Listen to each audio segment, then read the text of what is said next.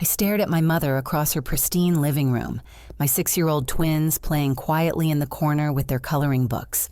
Patricia smoothed her silver hair and delivered the words that would change everything. "We don't have space for your kids at Christmas." My brother Marcus leaned back in Dad's old recliner, that familiar smirk spreading across his face. "Yeah, just bring yourself, Cecilia. They're too loud anyway." I nodded, swallowing the lump forming in my throat. That night, after tucking Jake and Tommy into bed, I walked to our small Christmas tree and began removing every gift I had carefully wrapped for my nephews. Each toy, each piece of clothing, each book went back into bags. Something cold and determined settled in my chest as I stared at the pile. The silence in my Denver apartment felt deafening after I finished dismantling the gift pile.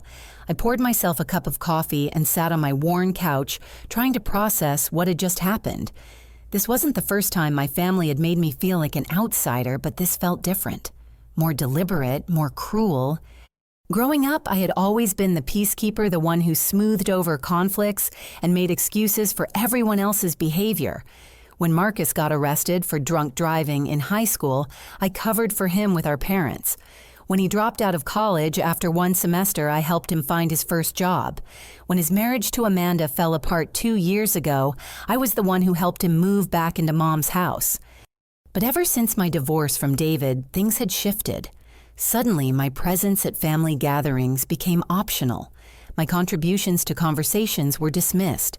My children, once welcomed with open arms, were now viewed as disruptions to the family's peace. I thought about the last few months more carefully.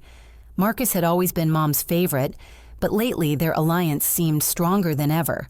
Every time I called, he would answer and claim Mom was busy or resting. When I suggested family dinners, there was always a reason why it wasn't convenient. When I offered to host Thanksgiving, Marcus convinced Mom they should have a quiet celebration, just the 3 of them and his 8-year-old son, Connor. The financial strain of single motherhood weighed heavily on me. Working double shifts at Denver General Hospital barely covered our expenses, but I had still managed to save enough money to buy thoughtful Christmas gifts for everyone. Expensive educational toys for Marcus's son, a beautiful silk scarf for Mom, a leather wallet for Marcus himself. Meanwhile, my own children would have a modest Christmas, but I wanted them to experience the joy of giving to family. Now, as I looked at those return gifts, I realized how one-sided our relationship had become. When was the last time Marcus had bought my children anything? When had Mom last offered to babysit so I could have a night off? When had anyone in my family asked how I was managing as a single mother, working in a demanding job during a pandemic? The answer was never. I picked up my phone and scrolled through recent text messages with Mom. Most of them were me checking in, asking about her health offering to help with groceries or household tasks. Her responses were polite but distant. But there was something else I noticed. Several times when I had texted her directly, Marcus would respond instead, claiming she was unable to talk. That struck me as odd. Mom had always been independent, managing her own phone calls and messages. Why would Marcus need to speak for her? I decided to dig deeper into my concerns. The next morning, I drove to Mom's house in the suburbs, bringing fresh flowers and homemade soup. Marcus answered the door, his expression immediately defensive. He blocked my path. "What are you doing here, Cecilia? Mom's not feeling well today." I pushed past him gently. I brought soup. "Where is she?" "She's resting," he said, but I could hear Mom's voice from the kitchen talking on the phone. I walked toward the sound and Marcus grabbed my arm. "Don't disturb her. She specifically said she didn't want company today." But when I entered the kitchen, Mom looked perfectly fine. She was chatting happily with someone about her garden plans for spring. When she saw me, her face lit up with genuine warmth, the same expression I remembered from my childhood. "Cecilia, what a lovely surprise." She hung up the phone and embraced me. "Marcus said you were busy with work all week." I glanced at Marcus, who was standing in the doorway looking uncomfortable. "I never said I was too busy to visit Mom. I've been trying to call you." Marcus stepped forward quickly. "I told you Cecilia's been overwhelmed with her job. She can't handle extra stress right now." That was when something clicked. Marcus wasn't just discouraging my visits, he was actively preventing them. But why? As I sat with Mom sharing soup and catching up, I noticed her phone sitting on the counter. The screen lit up with a notification, and I glimpsed part of a text message thread. My name was mentioned. Curiosity got the better of me, and when Mom stepped outside to check her mailbox, I quickly looked at her phone. What I found made my blood run cold. There were dozens of messages between Mom and Marcus, all painting me in a negative light. He had been systematically poisoning her opinion of me for months. Cecilia complained about you to her coworkers again, said one message. She told the neighbors you're getting forgetful, said another. I think she's trying to get money from you. You should be careful.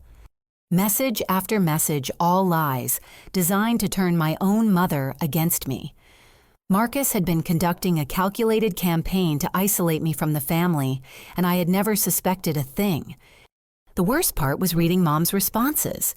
She had believed every word. She was genuinely concerned that I was spreading rumors about her, genuinely worried that I might be trying to take advantage of her financially. When Mom came back inside, I forced myself to act normal, but my mind was racing. This wasn't just about Christmas dinner. Marcus was playing a much longer game, and I was starting to understand what he was really after. I confronted Mom the next day when Marcus was out running errands. I brought the printed screenshots of the text messages, my hands shaking, as I laid them on her kitchen table. Mom, we need to talk about these messages Marcus has been sending you about me. Her face went pale as she recognized her own phone number and the conversation thread. She picked up the papers, reading through them slowly, her expression changing from confusion to horror. Cecilia, I don't understand. Marcus told me these things were true. He said you were struggling and saying unkind things about our family. Mom, I never said any of those things. I love you. I would never talk badly about you to anyone. She stared at the evidence, her hands trembling slightly. But why would Marcus lie to me about this? That's exactly what I need to figure out, I said gently. Has he been handling your phone calls lately? Screening your messages? Mom nodded slowly. He said he was trying to protect me from stress. After your father passed, Marcus thought I needed someone to help manage daily pressures. I felt a chill run down my spine. Dad had died 3 years ago, but Mom had been managing perfectly well on her own until recently. When had Marcus positioned himself as her protector? Mom, has Marcus been involved in any of your financial decisions lately, helping with paperwork or anything like that? Her eyes grew distant as if she was trying to remember something important. Well, yes. He's been so helpful with organizing my documents, insurance papers, bank statements, that sort of thing. He said I shouldn't worry about complicated financial matters at my age.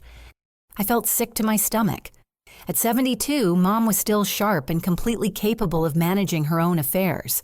The fact that Marcus was inserting himself into her finances while simultaneously poisoning her relationship with me painted a disturbing picture. Can I see some of those documents he's been helping you organize? Mom hesitated. I'm not sure where he keeps them. He has a system in his room. He says it's more efficient if he handles the filing. That afternoon, I decided to visit Mrs. Henderson next door. She had lived in the neighborhood for decades and knew our family well. When I knocked on her door, she greeted me with a coolness that surprised me. Oh, Cecilia, how are you managing these days? I'm doing well, Mrs. Henderson. I wanted to ask you about something. Have you spoken with Marcus recently about my family? Her expression became guarded. Well, yes. He's been quite concerned about you, dear. He mentioned that you've been overwhelmed since your divorce and that you might not be providing the best environment for those poor children. My heart sank. Mrs. Henderson had always been fond of Jake and Tommy. To hear her express concern about their well-being based on Marcus's lies was devastating. Mrs. Henderson, what exactly did Marcus tell you? She invited me inside, offering tea as she recounted the conversations. Marcus had painted a picture of me as an unstable single mother who left her children unsupervised, who was struggling with depression, and who was becoming increasingly bitter toward the family. He had told her that Mom was worried about my mental state and considering whether the children might be better off in a more stable environment. Every word was a lie, but Mrs. Henderson had no reason to doubt Marcus. She had watched him grow up, had seen him move back home after his divorce, and viewed him as a devoted son taking care of his aging mother. "Mrs. Henderson," I said carefully, "how often does Marcus talk to you about these concerns?" "Oh, quite regularly. He stops by at least once a week. He's been asking about any unusual activity at your mother's house, whether I've noticed anything concerning." I realized Marcus had been building a network of neighborhood witnesses to support his version of events. If anyone questioned his authority over Mom or his treatment of me, he had character references ready to back up his claims. That evening, I returned to Mom's house when I knew Marcus would be home. I needed to see those documents he had been organizing. While Mom and Marcus were watching television, I excused myself to use the bathroom and quietly slipped into his room. What I found there made me sick to my stomach. Marcus had organized Mom's financial documents all right, but he had also prepared legal paperwork that I had never seen before. Power of attorney forms, healthcare directive changes, even preliminary guardianship papers. Most shocking of all, many of the documents appeared to have Mom's signature, but the handwriting looked different from her usual style. I photographed everything with my phone, my hands shaking as I realized the full scope of what Marcus was attempting.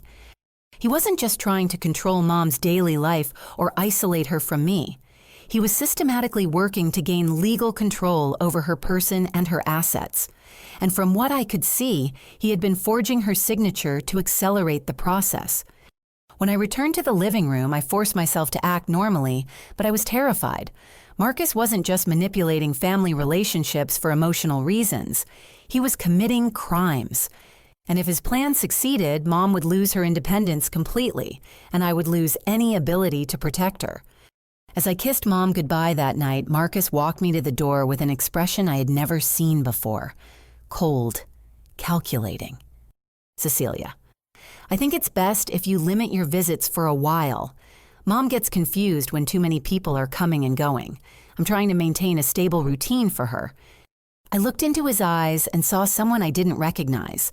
My brother, the person I had protected and supported for decades, was willing to destroy our mother's life and mine to get whatever it was he ultimately wanted. And I was the only person who knew what he was really doing.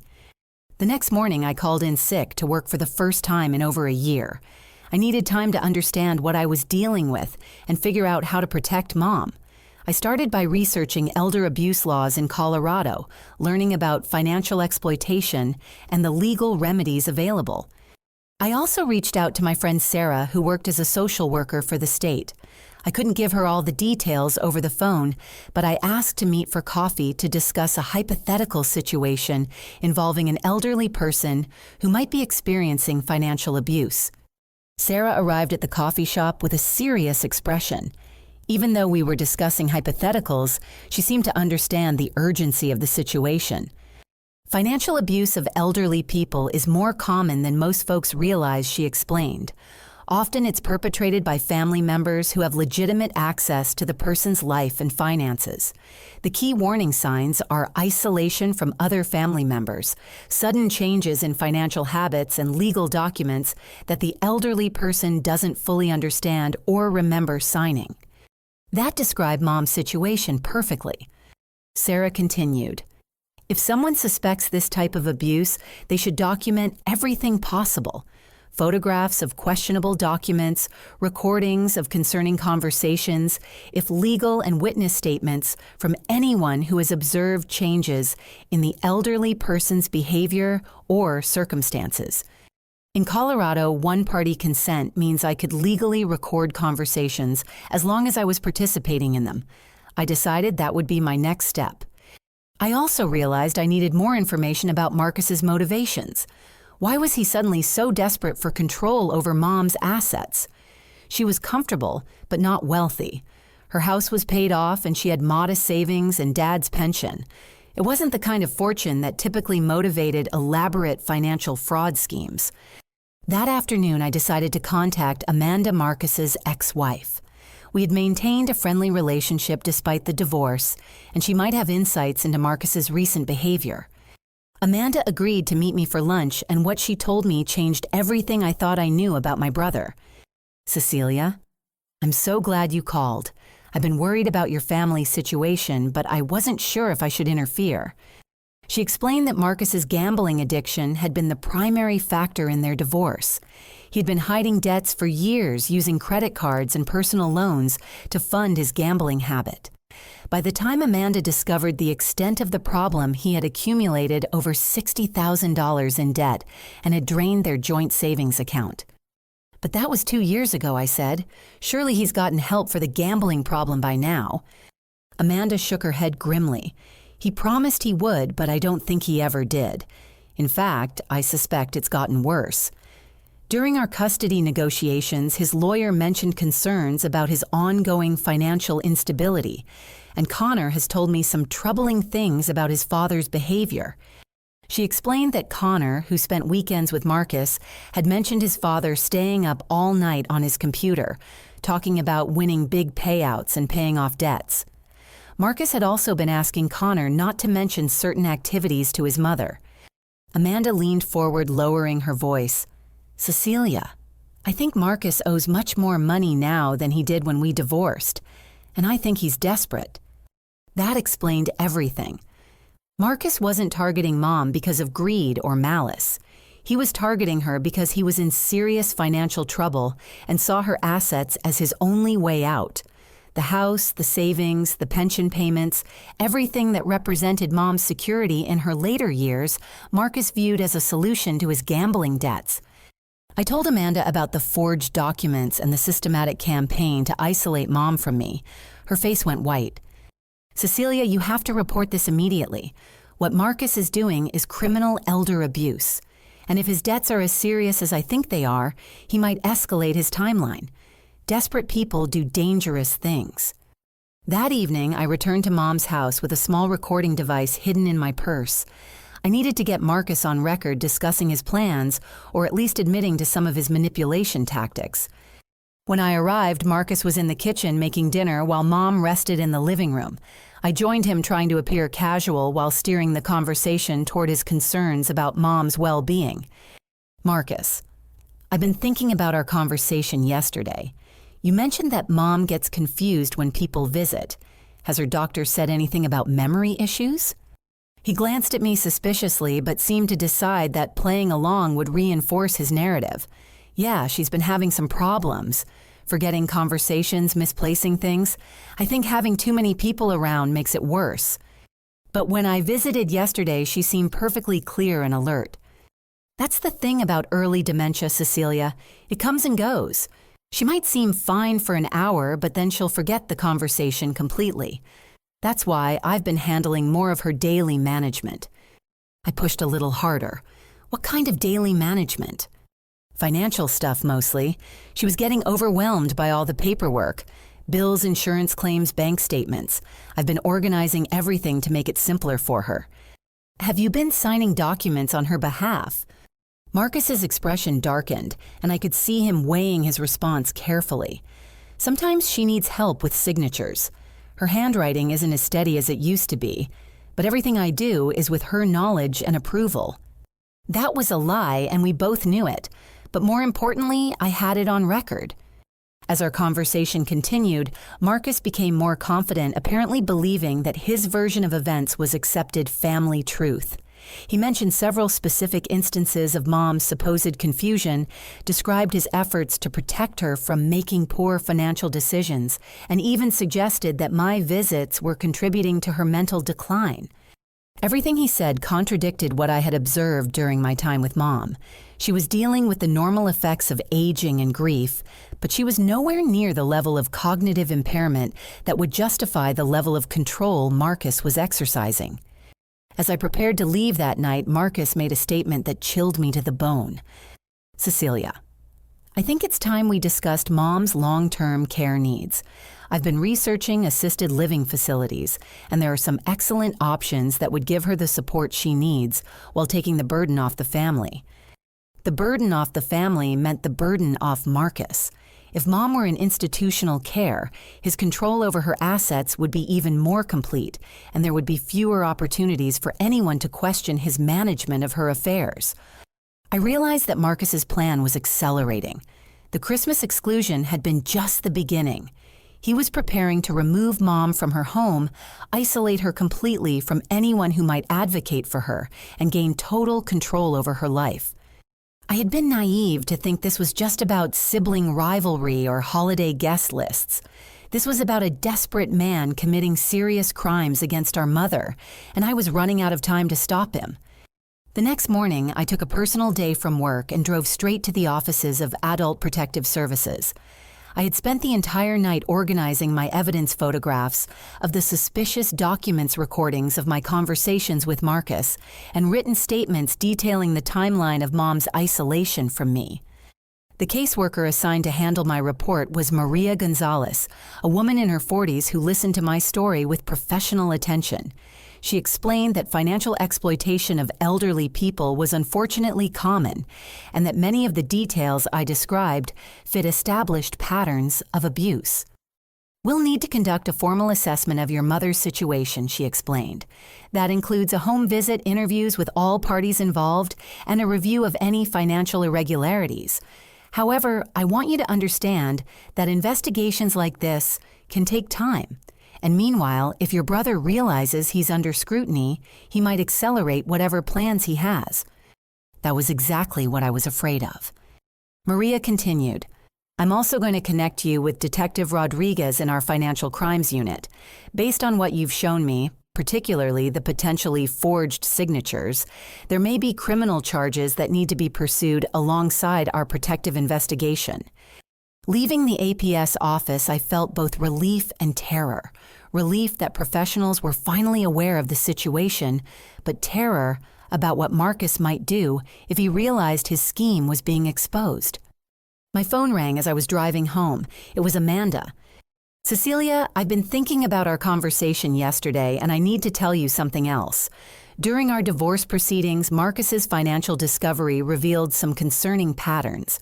He hadn't just been gambling, he had been borrowing money from dangerous people." My hands tightened on the steering wheel. "What do you mean, dangerous people?" "Loan sharks, private lenders who don't go through traditional banks, the kind of people who use physical intimidation to collect debts. Our divorce attorney found evidence of several loans with extremely high interest rates and threatening collection practices." I pulled over to the side of the road feeling sick. "Amanda, how much money are we talking about?" At the time of our divorce, it was around $80,000. But that was 2 years ago, and with the interest rates these people charge, it could easily be twice that now. The scope of Marcus's desperation became clear. He wasn't just dealing with credit card debt or gambling losses. He was dealing with people who might physically harm him or his family if he didn't pay. That level of fear and pressure could drive someone to commit increasingly serious crimes. But it also gave me an idea. If Marcus owed money to loan sharks, there might be a paper trail that could help law enforcement build a case against him. These lenders operated outside traditional banking systems, but they still kept records of their transactions. "Amanda, do you still have any of the financial documents from your divorce? Anything that might show the names of these lenders or the terms of the loans?" "I think so. Let me check my files and get back to you." That afternoon, I received a call from Detective Rodriguez. Maria Gonzalez had briefed him on the situation, and he wanted to meet with me to review the evidence. Detective Rodriguez was a soft-spoken man who specialized in white-collar crime.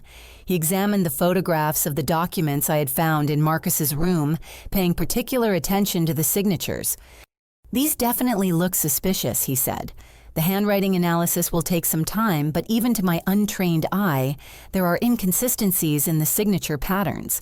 If these are forgeries, your brother is looking at multiple felony charges." He also explained the process for building a criminal case. They would need to interview Mom to establish her mental competency and determine whether she had authorized Marcus to sign documents on her behalf. They would need handwriting experts to analyze the signatures, and they would need to establish Marcus's financial motive for the fraud. Detective Rodriguez looked at me seriously. "Ms. Johnson, I need you to understand that once we begin this investigation, there's no going back. If your brother is convicted of elder abuse and financial fraud, he's looking at significant prison time. This will destroy your family relationships permanently. I thought about Mom confused and isolated in her own home. I thought about Marcus's mounting debts and increasingly desperate behavior. I thought about my children who deserve to know their grandmother in a healthy, honest relationship. Detective, my family relationships have already been destroyed by my brother's lies and manipulation. The only question now is whether we're going to let him destroy Mom's life, too. He nodded and made notes in his file. We'll start with a wellness check on your mother. Our social worker will visit the home, assess her living situation, and determine whether she's experiencing any form of abuse or neglect. Depending on what we find, we'll move forward with the financial investigation. That evening, I decided to have one final conversation with Marcus. I wanted to give him an opportunity to admit what he was doing and seek help before law enforcement became involved. I also wanted to record his response in case he made incriminating statements. I found him in Mom's living room working on his laptop while she dozed in her recliner. The scene looked innocent enough, but I noticed he quickly closed the laptop when I entered the room. "Marcus, can we talk privately?" He glanced at Mom to make sure she was still sleeping, then followed me into the kitchen. "I've been thinking about our family situation," I began. "I know you're trying to help Mom, but I'm concerned about some of the approaches you're taking." His expression immediately became defensive. "What approaches?" "The way you've been limiting her contact with me. The fact that you're handling all her financial paperwork, the legal documents I found in your room." I watched his face carefully as I mentioned the documents. For a moment, his mask slipped, and I saw pure panic in his eyes. "You were going through my personal belongings. That's invasion of privacy, Cecilia." "Mom's legal documents aren't your personal belongings, Marcus, and some of those signatures look questionable." That was when Marcus revealed the full extent of his desperation. Instead of denying the forgeries or trying to explain them, he immediately went on the attack. "Cecilia, you have no idea what you're talking about. Mom asked me to help her with those documents because she doesn't trust you. She knows you've been struggling financially and she's afraid you're trying to get access to her money." That was a complete lie, but Marcus continued with increasing aggression. "In fact, she's so concerned about your stability that she's asked me to look into your fitness as a parent. She thinks Jake and Tommy might be better off in a more stable environment." I felt my blood run cold. Marcus was threatening to call Child Protective Services on me using the same lies he had been telling Mom and the neighbors. But then he made a crucial mistake. In his anger and panic, he revealed information that he shouldn't have known. "Your work schedule is erratic, you're barely making ends meet, and according to Mrs. Henderson, you've been leaving the kids unsupervised while you work double shifts." I had never told Marcus about my work schedule, and I had certainly never left my children unsupervised. But Mrs. Henderson had mentioned concerns about my parenting, which meant Marcus had been coaching her on what to say. "Marcus," I said quietly, "Mrs. Henderson told you to say that, didn't she?" His expression shifted again, and I could see him realize that he had revealed too much. "I don't know what you're talking about." "You've been asking her to watch for signs that I'm an unfit parent. You've been building a case against me with the neighbors just like you've been building a case against Mom's mental competency." I could see desperation taking over his features. He was realizing that his elaborate scheme was falling apart and he was running out of options. "Cecilia, you need to stay out of this. You don't understand the bigger picture. Mom needs protection and I'm the only one who can provide it." Protection from what, Marcus? Protection from her own daughter who loves her. Protection from making mistakes that could cost her everything she's worked for. Protection from people who might take advantage of her. But as he spoke, I realized he was really talking about himself. He was the one who might cost Mom everything she had worked for. He was the one taking advantage of her. Our conversation was interrupted by the sound of Mom stirring in the living room.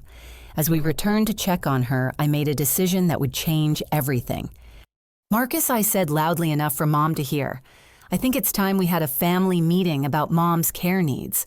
I'd like to invite her doctor and maybe a social worker to help us make sure we're doing everything right."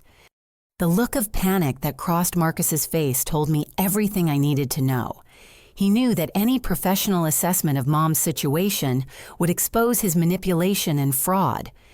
That night I went home knowing that I had drawn the battle lines.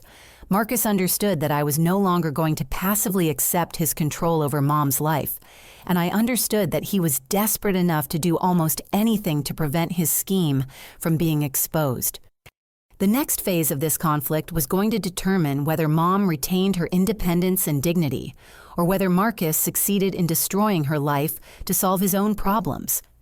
3 days later, Maria Gonzalez and Detective Rodriguez arrived at Mom's house for their unannounced wellness check.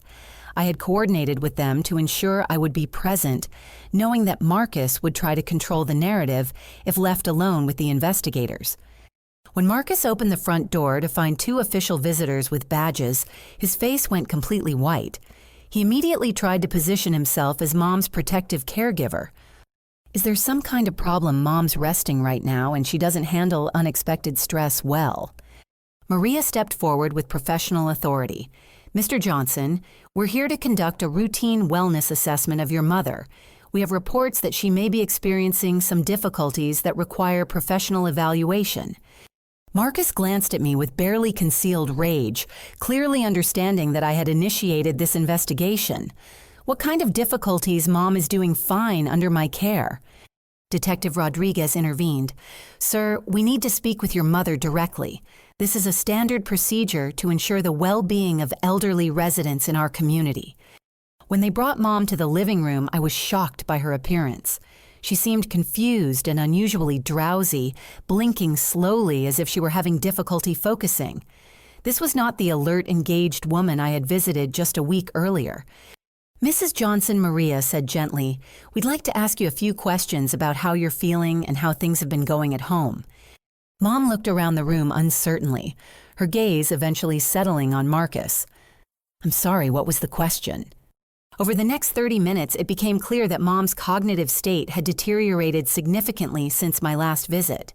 She couldn't remember conversations from earlier in the day, seemed confused about basic financial matters, and appeared unusually lethargic. But Detective Rodriguez was observant. He noticed several prescription bottles on the kitchen counter and asked to review them. What he found was disturbing. Mrs. Johnson, who prescribed these sleep aids for you. Mom looked confused. Sleep aids, I don't have trouble sleeping. Marcus quickly interjected. Her doctor prescribed those for anxiety. She's been having trouble adjusting to Dad's death. But when Detective Rodriguez called Mom's doctor directly from the house, Dr. Martinez had no record of prescribing sleep medication for Patricia Johnson. In fact, he expressed concern about her unusual drowsiness and requested that she come in for an immediate medical evaluation. That was when Marcus's scheme began to unravel completely. Under questioning, it became clear that he had been obtaining sleep medication through other means and giving it to Mom without her knowledge, likely to keep her compliant and confused during the periods when he was forging documents. Maria immediately called for paramedics to evaluate Mom's condition, while Detective Rodriguez asked Marcus to step outside for a private conversation. I stayed with Mom while the paramedics checked her vital signs and reviewed the medications. As the sleep aids wore off over the next few hours, her mental clarity improved dramatically. She began asking sharp questions about what was happening and why there were so many officials in her house. When Detective Rodriguez returned, he had Marcus in handcuffs. Mom looked at me in horror. Cecilia, what is happening to Marcus? I sat beside her and gently explained what we had discovered. The forged documents, the systematic isolation, the improper medication, and the financial manipulation. As Mom's mind cleared, she began to piece together the fragments of memory that Marcus had been suppressing. She remembered signing papers but being told they were just routine updates to her insurance. She remembered feeling unusually tired and confused, but being told it was normal grief. She remembered asking to call me several times, but being told that I was too busy to talk. The full scope of Marcus's betrayal became clear when Detective Rodriguez returned with a search warrant for the house. In Marcus's room, they found evidence of an extensive criminal operation, forged documents dating back 6 months, unauthorized credit applications using Mom's information, cash withdrawals from her accounts that she had never authorized. But the most damning evidence was Marcus's computer. His browser history showed extensive online gambling activity, desperate communications with lenders demanding payment, and research into legal procedures for gaining guardianship of elderly parents. Detective Rodriguez also found communications with several neighbors, including Mrs. Henderson, where Marcus had been systematically coaching them on what to say about both Mom's mental state and my parenting abilities. Mrs. Henderson was devastated when she learned the truth. She came to Mom's house that evening with tears in her eyes, apologizing for believing Marcus's lies and expressing shame about her treatment of me and my children. "I had no idea he was manipulating all of us," she said. "He seemed so devoted to your mother, and his concerns about your family sounded genuine." As word spread through the neighborhood about Marcus's arrest, 3 other elderly residents came forward with similar stories. Marcus had been befriending them, offering to help with their finances and gradually gaining access to their personal information and assets. What had seemed like an isolated case of sibling rivalry and family dysfunction was actually part of a pattern of predatory behavior targeting vulnerable elderly people in the community. Amanda arrived that evening with Connor, who was confused and frightened about his father's arrest. Mom immediately took the boy under her wing, apologizing for the ways Marcus's manipulation had affected his life too. As we sat in Mom's living room that night, surrounded by the evidence of Marcus's deception, I felt a complex mixture of emotions. Relief that Mom was safe, anger at the months of manipulation and lies, sadness that my brother had chosen this path, and gratitude that we had stopped him before he could complete his plan. Detective Rodriguez explained that Marcus would likely face multiple felony charges: elder abuse, financial fraud, identity theft, and forgery. The evidence was overwhelming, and with testimony from multiple victims, conviction was almost certain. But beyond the legal consequences, our family would have to rebuild from the ground up.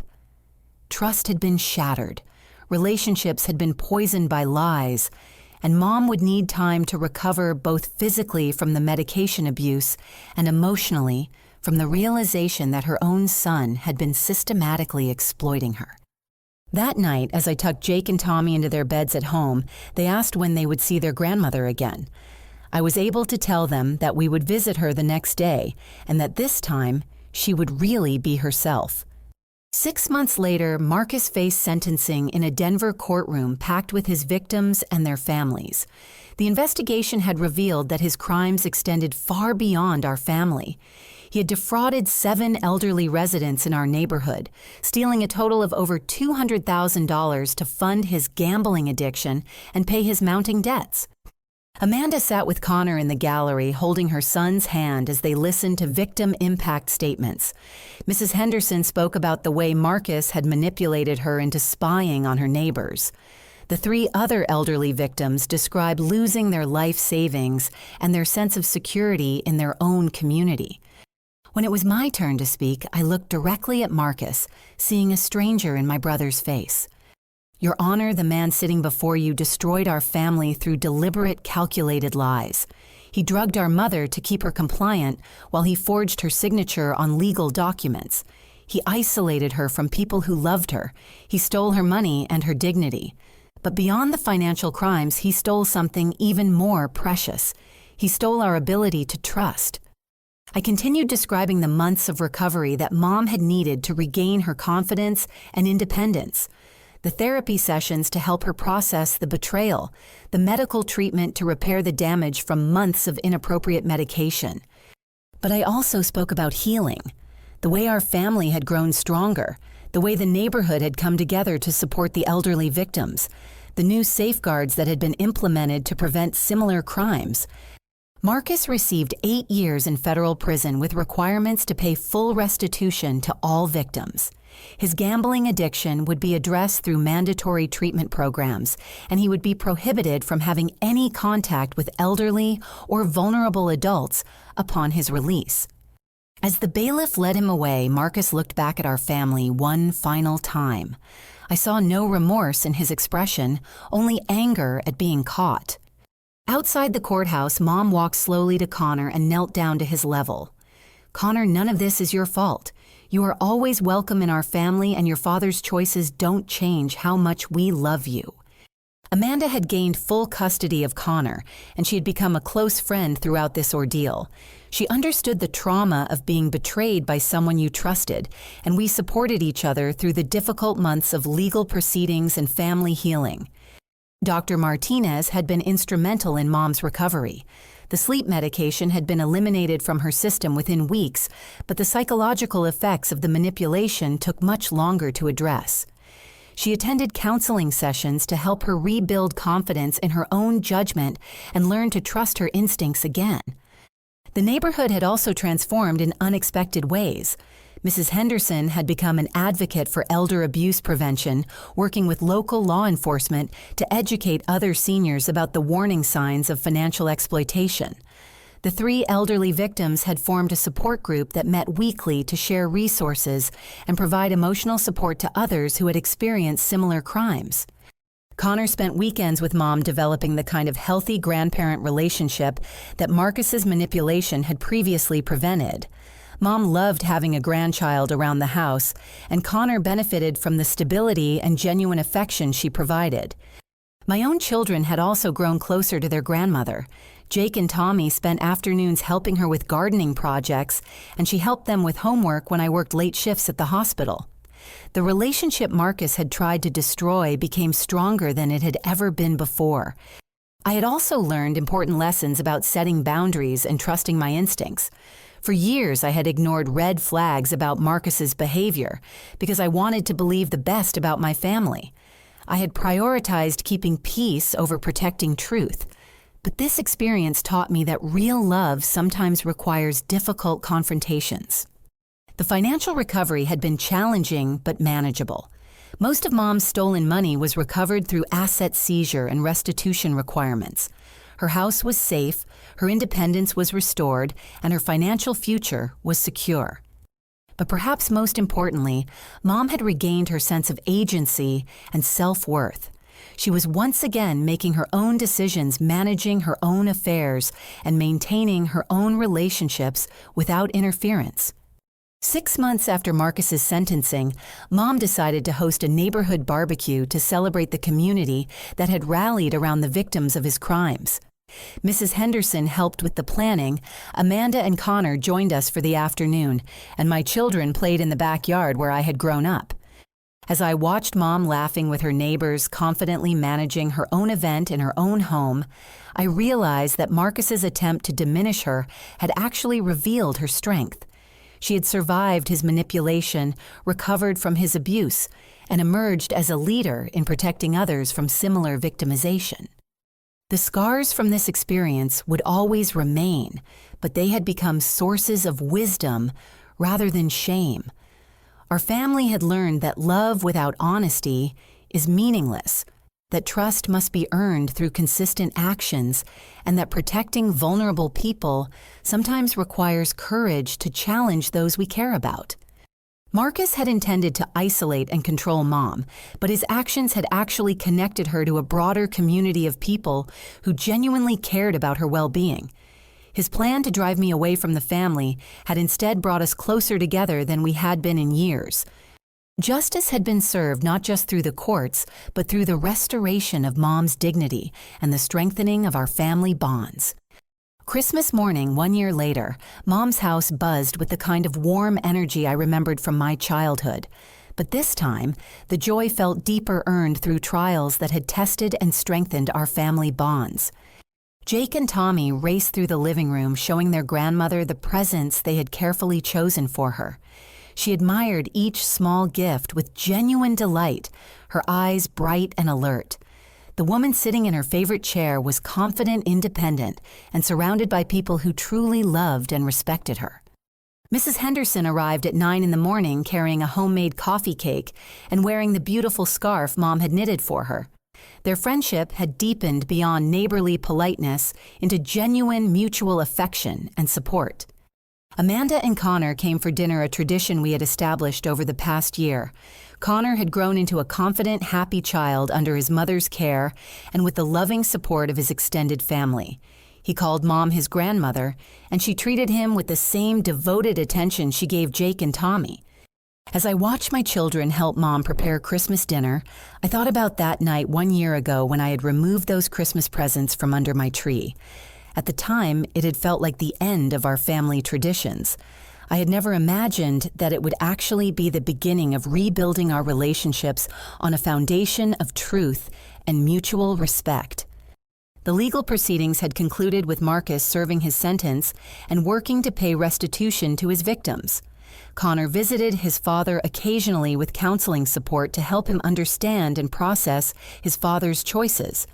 We never spoke badly of Marcus in Connor's presence, but we also never pretended that his actions had been acceptable. Mom had become a powerful advocate for elder abuse prevention in our community. She spoke at senior centers about recognizing the warning signs of financial exploitation. She worked with local law enforcement to develop educational programs.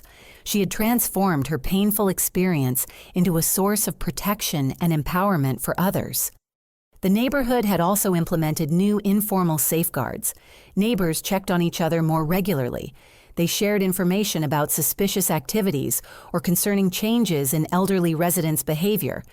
Mrs. Henderson had organized a phone tree system that ensured no senior in the area went more than a day without human contact. My own life had stabilized and improved in ways I never expected. The stress of constantly managing family conflicts had lifted, allowing me to focus on my career and my children. I had been promoted to charge nurse at Denver General Hospital, a position that came with better pay and more regular hours.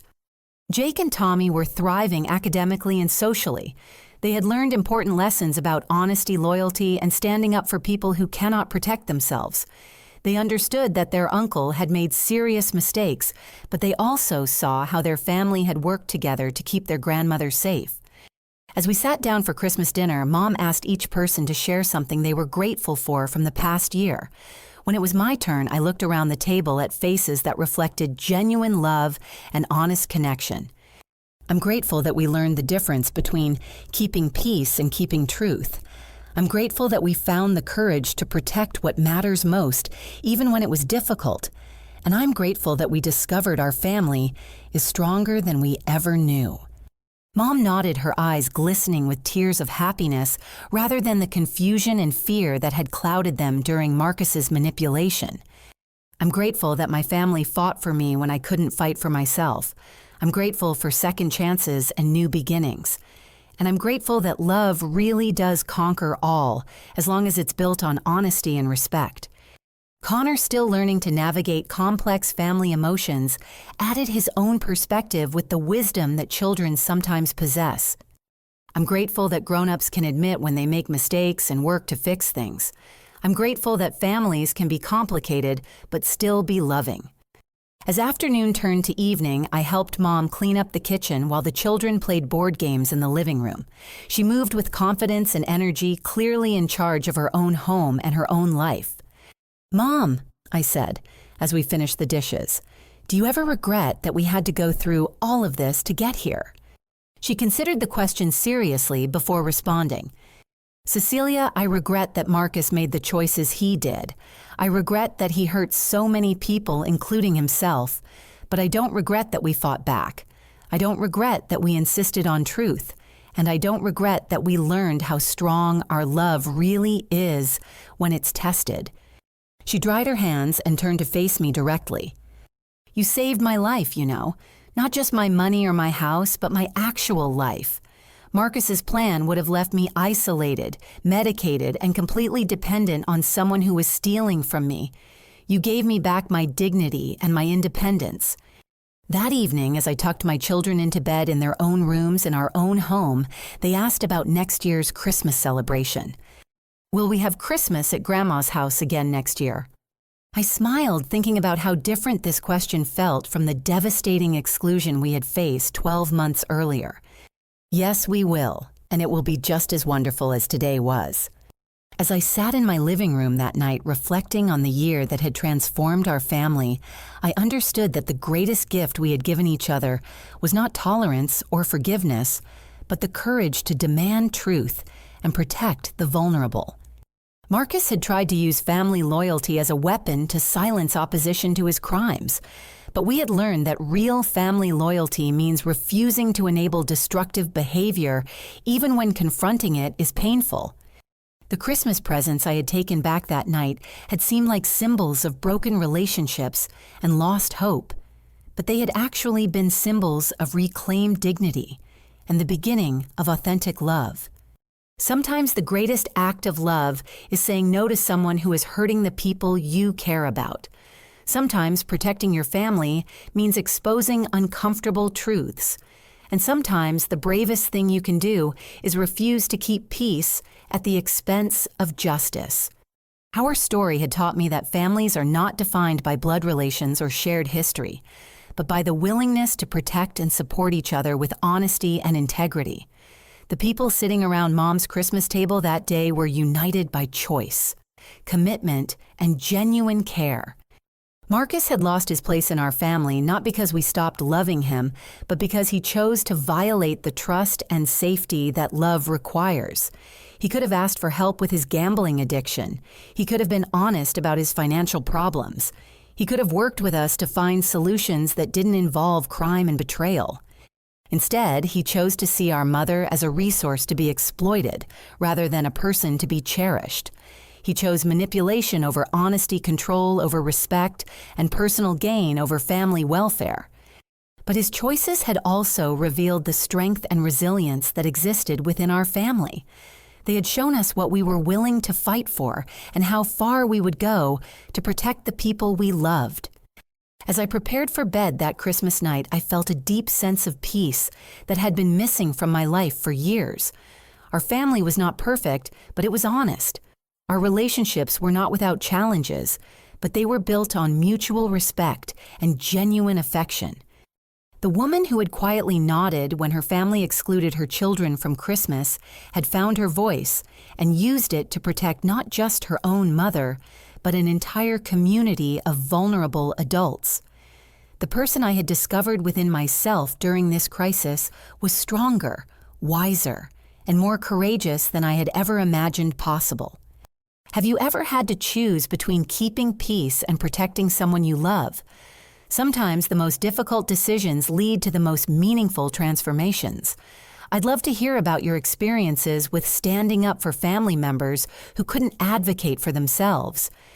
Thank you for joining me on this journey through one of the most challenging and ultimately rewarding years of my life.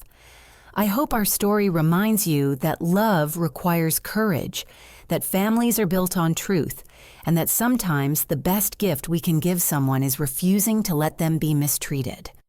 Please like this video if our story resonated with you. Subscribe for more real-life stories about family courage and resilience. Share this with someone who might need to hear about the importance of protecting vulnerable loved ones, and comment below with your own thoughts about the balance between family loyalty and personal integrity. Remember, protecting the people we love sometimes means making difficult choices, but those choices can lead to stronger, more authentic relationships built on genuine care and mutual respect.